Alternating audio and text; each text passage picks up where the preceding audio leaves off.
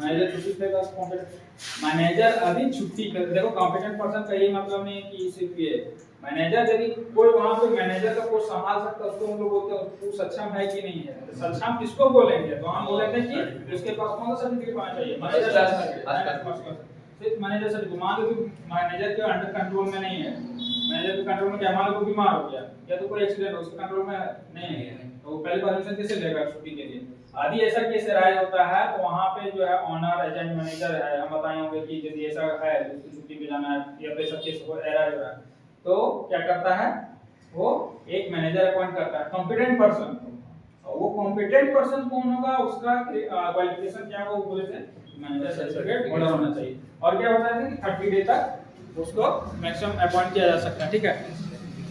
तो competent person ये हो गया। सीपी में ये पहला डेफिनेशन से, ये रेगुलेशन का अभी हमने बता रहे हैं। मैनेजर अपॉइंट करता है, 20 साल एज होना चाहिए कॉम्पिटेंट पर्सन बनने के लिए, सीपी को सुपरवाइज करने के लिए, ऑपरेट करने के लिए इसका अपॉइंटमेंट किया जाता है।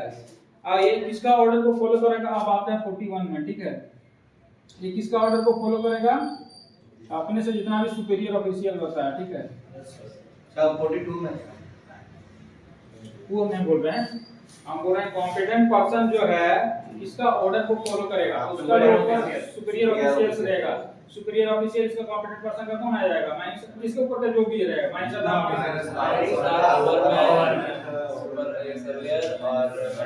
मान लो कि एसडीएल ऑपरेटर सपोज, तो उसके ऊपर सब आ जाएगा, एमएस आ जाएगा, ओवरमैन, सेफ्टी असिस्टेंट मैनेजर, मैनेजर। मान लो कॉम्पिटेंट पर्सन मैनेजर से 10 सर्टिफिकेट वाला ही है तो उसके ऊपर कौन आ जाएगा, ओवरमैन आ जाएगा, सेफ्टी ऑफिसर आ जाएगा, असिस्टेंट मैनेजर आ जाएगा। तो किसका ऑर्डर को फॉलो करता है, सीपी सुपीरियर ऑफिशियल्स का। और कॉम्पिटेंट पर्सन का ये ड्यूटी है कि अपना जो ड्यूटी है किसी अदर को असाइन नहीं करेगा, सौंपेगा नहीं, ठीक है। क्या नहीं करेगा, वो किसी को अपना काम नहीं सौंपेगा, या तो क्या करेगा, क्या हुआ, हो रहा किसी को अपना काम नहीं सौंपेगा, ठीक है। Competent person shall not assign different work to another person. अपना काम में किसी अदर पर्सन, ऐसा नहीं हो गया कि हम कुछ काम कर रहे हैं, एसडीएल ऑपरेटर तुम चलाना, मैं आ रहा हूं 10 सेकंड के, ठीक है, ऐसा नहीं करेगा। जब तक कि कोई परमिशन लेके उसको बाय द रिटर्न, जब तक उसको वहां पे अप्लाई ना कर दे, अपने से किसी का दूसरे को काम नहीं सौंपना, ठीक है। नहीं तो सारा रिस्पांसिबिलिटी वो होगा और ये नियम और रूल का उल्लंघन को करेगा। और ये भी हम पेनल्टी बताए थे, कितना बताया था, किसी को याद है, कोई वर्कर यदि नियम का उल्लंघन करता है तो 50,000 नहीं तो 10,000 वर्कर का 10,000 कॉम्पिटेंट पर्सन वर्कर का था, सही बोल रहा है। आदि कोई वर्कर नियम को पेनल्टी का आने की रहत करता है तो उसको पेनल्टी कितना लगता है, 10,000 ठीक है। मिनिमम नहीं मैक्सिमम पैसा। नॉट लीव ड्यूटी, ठीक है। अब ड्यूटी मान लो कि एब्सेंट होना है तो विदाउट परमिशन, मान लो कि एसडीएल ऑपरेटर माइंस में एक ही है, सपोज होता नहीं है, मान लेते हैं कि यदि है, मान लो 2 है, इन दोनों अचानक छुट्टी पे चला गया तो माइंस पूरा तरह से उसके बिना चलेगा नहीं चलेगा। तो नियम यही है कि जब भी जाओगे बता के जाओगे, ताकि जो है मतलब नहीं शिफ्ट को चेंज किया जा सके या तो उसके जगह पे कोई रहे, ठीक है। विदाउट परमिशन के बिना वो छुट्टी पे नहीं जाएगा, और without being relieved by another competent person. यानी कि शिफ्ट जब कब तक नहीं छोड़ेगा, कॉम्पिटेंट पर्सन है शिफ्ट तब तक नहीं छोड़ेगा जब तक उसको रिलीव ना कर दे। कौन रिलीव करेगा, जैसे 8 घंटा का शिफ्ट खत्म होता है तो जो शिफ्ट वाला पर्सन है वो वहां पे आके उसका जब तक चार्ज नहीं ले लेता है तब तक वो अपना ड्यूटी नहीं छोड़ेगा, ठीक है। नॉट परफॉर्म अदर ड्यूटी, जब तक कि उसको असाइन नहीं किया गया, जो ड्यूटी बताया गया है उसके अलावा अदर ड्यूटी नहीं करेगा, ठीक है। मान लो कि मशीन का ऑपरेट करने के लिए देखा गया, उसको दिया गया तो ड्रिलिंग ब्लास्टिंग करने नहीं चल जाएगा, ठीक है। तो जो ड्यूटी बताया गया वही ड्यूटी करेगा। तो इसमें से क्या क्या इसका ड्यूटी बताया गया, ऑर्डर किसका फॉलो करेगा, सुपीरियर ऑफिशियल का, और अपने जो ड्यूटी है ड्यूटी किसी और को नहीं सौंपेगा। और इसमें से क्या है, अपना मतलब छुट्टी पे जाना है पहले क्या करेगा, परमिशन ले लेगा, और जो भी ड्यूटी कर रहा है तब तक नहीं छोड़ेगा जब तक कि उसका रिलीवर नहीं आ जाता है, उसका रिलीवर चार्ज नहीं संभाल लेता है। और क्या था लास्ट में, नॉट परफॉर्म अदर ड्यूटी, मतलब जो ड्यूटी बताया गया है उसके अलावा अदर ड्यूटी नहीं। Don't focus here, focus here. वो मैटर नहीं करता, ध्यान यहाँ रहना है जो बता रहे हैं। अब आते हैं यहाँ से और थोड़ा इम्पोर्टेंट आ जाता है ड्यूटी एंड रिस्पॉन्सिबिलिटीज ऑफ नहीं को ऑफिशियल बच गया, duties of official, regulation number 40।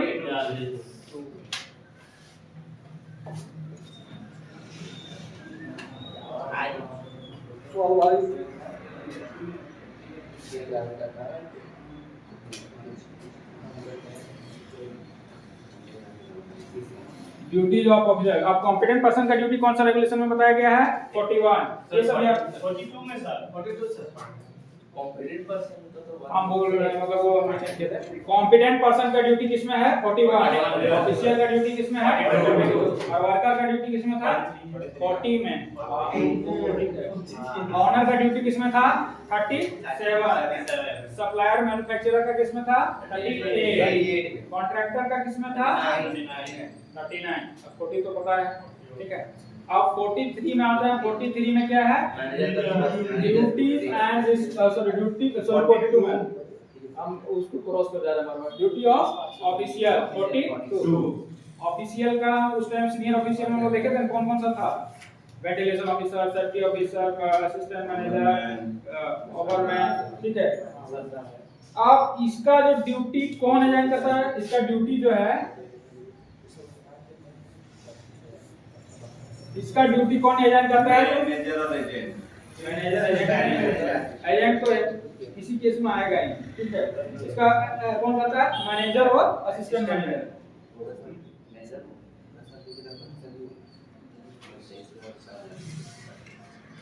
बोलने का मतलब ये है कि उसका ड्यूटी कौन बताएगा, ड्यूटी निर्धारित कौन करेगा कि क्या क्या ड्यूटी है, ठीक है।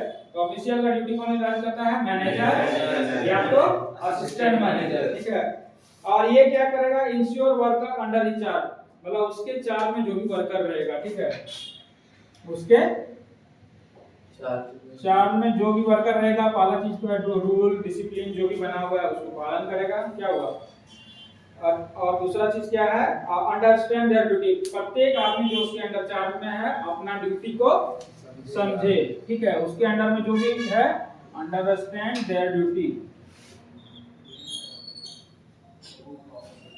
और दूसरा क्या है लास्ट में? Perform duties properly and perform duties properly, ठीक है। एक क्वेश्चन इससे ज्यादा माना कि जो ऑफिशियल है उसको ड्यूटी कौन असाइन करता है, कौन निर्धारित करता है? मैनेजर। या मैनेजर कर सकता है या तो असिस्टेंट मैनेजर कर सकता है। इसमें ज्यादा कुछ पढ़ना नहीं। अब आ जाओ 43 में, ठीक है। 43 में क्या है? ड्यूटीज भी है एंड रिस्पांसिबिलिटी है। किसका है? मैनेजर। बोलने का मतलब 8 घंटा की शिफ्ट में जो काम जो रहेगा उसका मतलब 24 घंटा उसका ड्यूटी रहता है, समझ लो कि रिस्पांसिबिलिटी है। उसके बाद उसको आना पड़ेगा या तो उसको 24 घंटा ड्यूटी रहता है। क्या सर मैनेजर? हां, duties and responsibility of manager.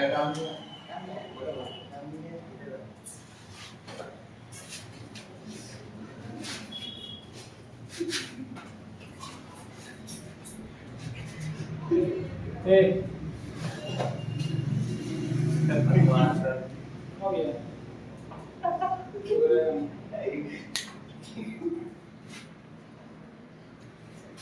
अब क्या है इसमें देखो, पर्सनल सुपरविजन, इसको थोड़ा ध्यान में रखना। क्या चीज है? Personal supervision.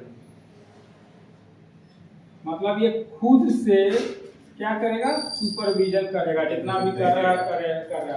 जब कोई माइंस का कोई केस अराइज नहीं हो रहा या तो कोई जिक्र नहीं किया जा रहा कौन सा माइंस है, ठीक है। जब कभी कोई माइंस का जिक्र नहीं किया जा रहा है, मतलब कोई केस नहीं लगाया जा रहा है, यदि पूछा जाए इन केस ऑफ मतलब एवरी माइंड, ठीक है, जब पूछा जाए एवरी माइंड के केस में, मतलब समझा ना, मतलब यहाँ पे कोई माइंस का जिक्र नहीं है, ना अंडरग्राउंड ना तो ओपन का। तो एवरी माइंस में जो मैनेजर है वो डेली सब सुपरविजन करेगा, ठीक है। प्रत्येक माइंस में यदि कोई जिक्र नहीं है पर्टिकुलर, ठीक है, ऐसा क्वेश्चन पूछा है इसलिए बार बार तुम लोग को ये हाईलाइट कर देते हैं। जब कोई केस नहीं लगाया हुआ है तो एवरी डे आंसर होगा कि प्रत्येक दिन जो है वो डेली सुपरविजन करेगा। लेकिन अब केस आ जाता है कि अंडरग्राउंड का मान लो कि माइंस है, अंडरग्राउंड कोल माइंस है, ठीक है।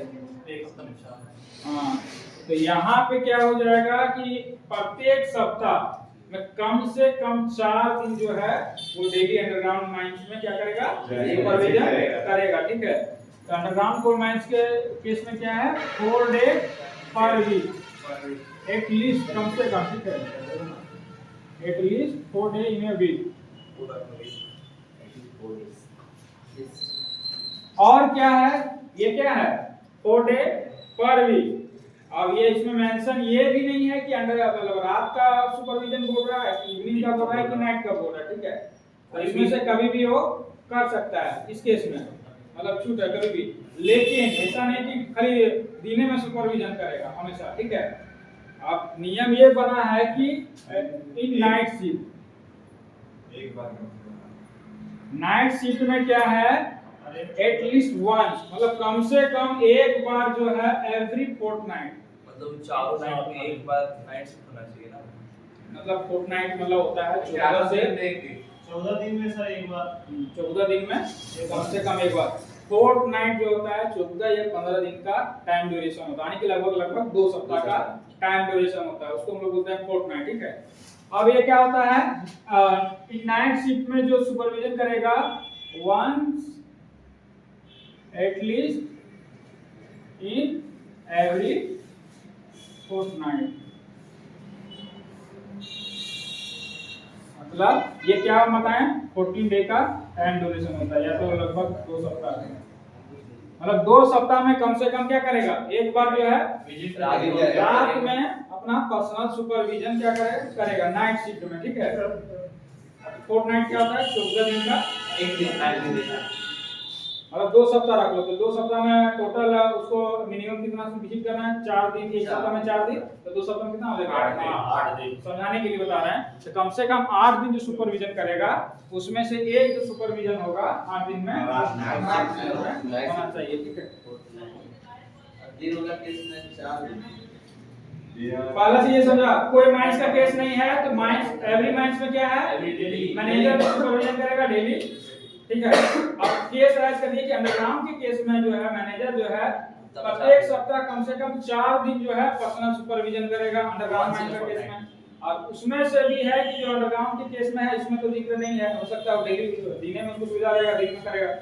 तो इसमें क्या बोला गया कि नहीं, हर फोर्टनाइट में, यानी कि जो फोर्टनाइट होगा तो 10 दिन का समय जो ड्यूरेशन होता है, कम से कम एक बार जो है आपको नाइट शिफ्ट में भी पर्सनल सुपरविजन करना है। डेली से जाएगा अपना मन से, अगर डेली जा सकता है तो नहीं जा सकता है, जाना ही पड़ेगा उसको, at least 4 day in a week. इसको यदि नहीं कंप्लीट करेगा नियम का उल्लंघन माना जाएगा, एक दिन बाद वो नहीं पैसा नहीं मिलेगा, डेली वो तो डेली, वो डेली है, ठीक है, वो डेली जाएगा। लेकिन छूट दिया गया कहाँ पे, अंडरग्राउंड माइंस में, क्या चीज कि कम से कम डेली जाएगा, बहुत अच्छा बात है, लेकिन कम से कम 4 दिन तुमको जाना पड़ेगा, ठीक है।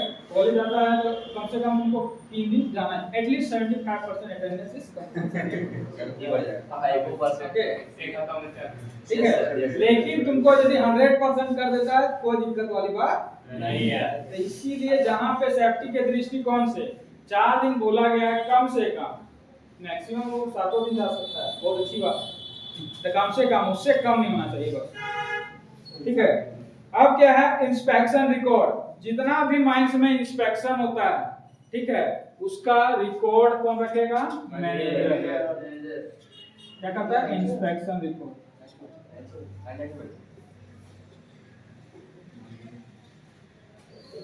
इंस्पेक्शन रिकॉर्ड में क्या रखेगा, मान लो कि इंस्पेक्शन जो होता है उसका, या तो फिर से जो भी रिपोर्ट है उसको फिर क्या करता है, काउंटर साइन करके एक बार रिपोर्ट चेक करेगा कि करेक्शन या तो जो एक्शन लिया गया है उसको करेक्ट करने के लिए, ठीक है, वो है, ठीक है। और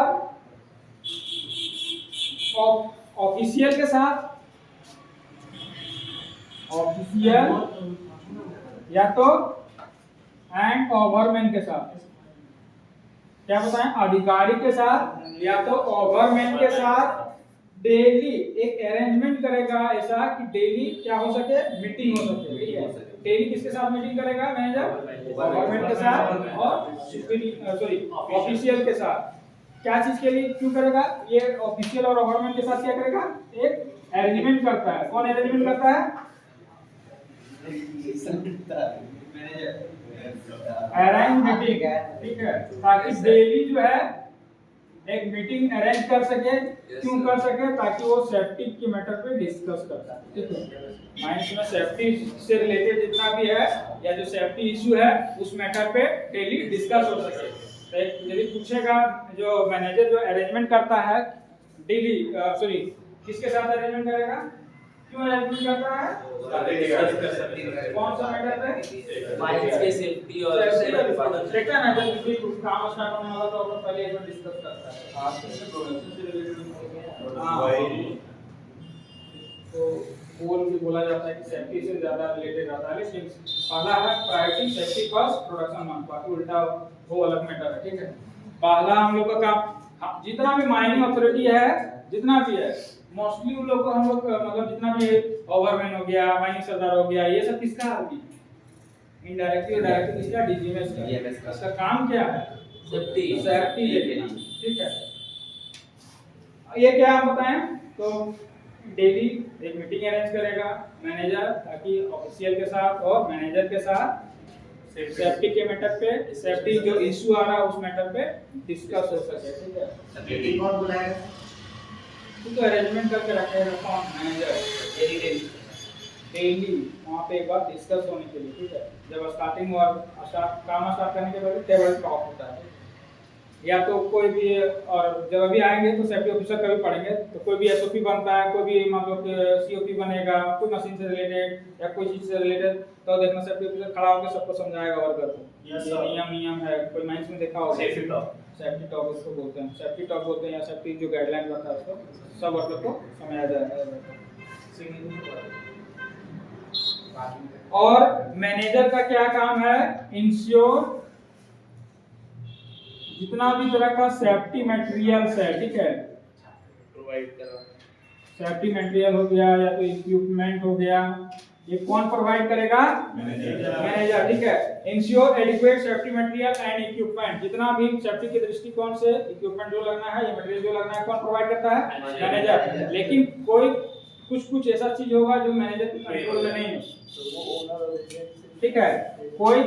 कोई सब उसके रेंज में थोड़ी ना आएगा, कुछ उसके बियॉन्ड कंट्रोल है, तो जो उसके कंट्रोल में नहीं है या उसके अंडर में नहीं आता, मैनेजर के कंट्रोल में, ठीक है। पहला तो मैनेजर का ड्यूटी है कि सेफ्टी मटेरियल और इक्विपमेंट को कौन प्रोवाइड करेगा? मैनेजर।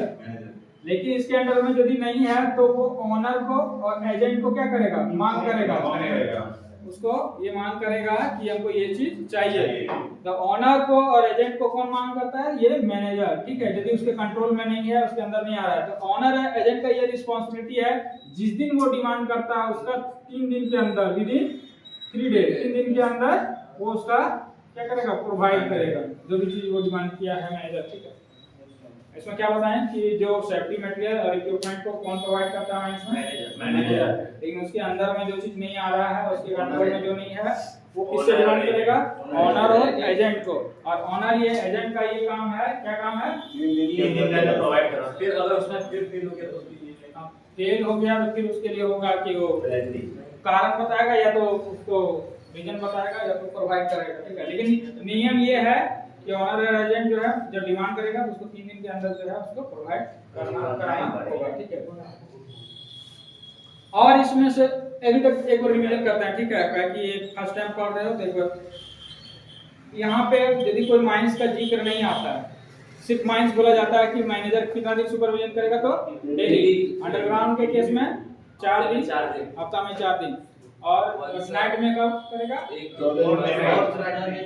हर फोर्टनाइट में कम से कम एक बार। और क्या बताएं?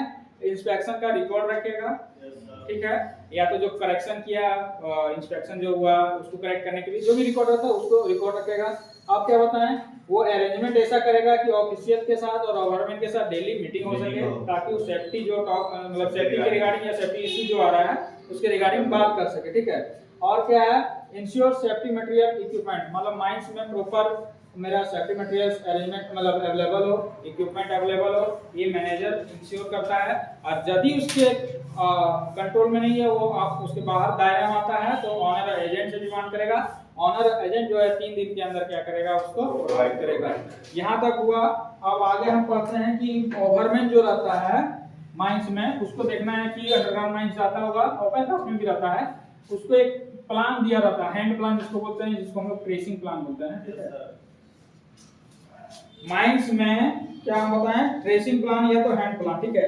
माइंस में प्रत्येक किसका, ओवरमैन को एक हैंड प्लान बोलो या तो सर ड्रेसिंग प्लान में जो केस का ये रहता है, सीन वगैरह का वही रहता है सर, जो कहाँ से काम चला है, कहाँ तक काम मैप बना ओवरमैन के डिस्ट्रिक्ट के राइट में जो आता है, जैसे एक ओवरमैन को एक डिस्ट्रिक्ट का मान लो कहीं 4, ठीक है, मान लो डिक्लेयरिंग हो रहा है, तो डिक्लेयरिंग जब होता है, हम एग्जांपल दे रहे हैं कि वो क्या करता है, उसको ट्रेसिंग प्लान इसलिए दिया जाता है कहाँ काम चल रहा है, डेली काम चल रहा है, हो सकता है सीट में इसमें काम चल रहा है, आगे बढ़ेगा तो उसको आगे बढ़ाएगा, प्लान में रेगुलर अपडेट करेगा। मान लो कि डिक्लेयरिंग होगा, डिक्लेयर को काट दिया, तो वो उसका प्लान में भी रहेगा, उसको क्या करता है, इसको मतलब वो दिखाएगा, मार्क करेगा कि मेरा कंटिन्यूअस उसको अप टू डेट करेगा, अप टू डेट, ठीक है।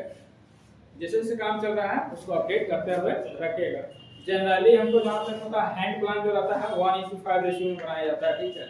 इसको बोलते हैं रिप्रेजेंटेटिव फ्रैक्शन या तो फैक्टर। तो ओवरमैन को ट्रेसिंग प्लान कौन प्रोवाइड करेगा, मैनेजर, ठीक है। और ओवरमैन का ये ड्यूटी है। अब पूछा जाए ऐसा कि ओवरमैन हैंड प्लान को अपडेट कौन करता है, ओवरमैन का, ऐसा नहीं कि उसका सर्वाइव कर देगा, उसको ओवरमैन क्या किया जाता है, हैंड ओवर कर दिया जाता है। अब जैसे जैसे रेगुलर शिफ्ट में काम चल रहा है उसको उसको बढ़ाते रहता है, मतलब अप टू डेट करते रहता है। तो सिंपल सा है, ओवरमैन को उसका हैंड प्लान कौन देता है, मैनेजर उसको अप टू डेट रखेगा ओवरमैन, ठीक है। Yes sir. जितना भी रिकॉर्ड है उसका वेरिफिकेशन करेगा मैनेजर, और क्या करेगा, जितना भी पहले से रिकॉर्ड रखा हुआ है, ठीक है, उसको क्या करेगा, क्रॉस वेरिफिकेशन करता है। कौन क्रॉस वेरिफिकेशन करेगा, मैनेजर, और उस पे क्या करेगा, फिर काउंटर साइन करता है, ठीक है। हो गया, आगे बढ़। ये सेफ्टी वाला से पढ़ा दी, सेफ्टी वाला से क्या सेफ्टी, और फिर पूरा कंप्लीट कर दिया, ठीक। इन्वेस्टिगेशन का बताएं क्या करेगा, जितना भी वर्कर लोग जो है किसको कंप्लेन करता है, ऑफिशियल को, जो भी मैनेजर के पास आता है, मान लो कि सेफ्टी से रिलेटेड है, सॉरी वर्कर का सेफ्टी से रिलेटेड है या तो उसकी हेल्थ से रिलेटेड है, यदि मैनेजर के पास ऐसा कंप्लेन आ रहा है तो उसका वो क्या करता है, इन्वेस्टिगेशन करवाता है। कौन करवाता है, मैनेजर। यदि किसके पास वर्कर का कंप्लेन आता है, किसके पास, मैनेजर के पास, regarding safety and health issues, तो उसका क्या करता है, इन्वेस्टिगेशन करवाएगा, ठीक है। अब एक्सीडेंट का जब इन्वेस्टिगेशन होता है जिसमें सीरियस बॉडी इंजरी हो या तो क्या बताएं किसी का डेथ हो जाता है, उस केस में क्या करेगा मैनेजर, जो है साइट का इंस्पेक्शन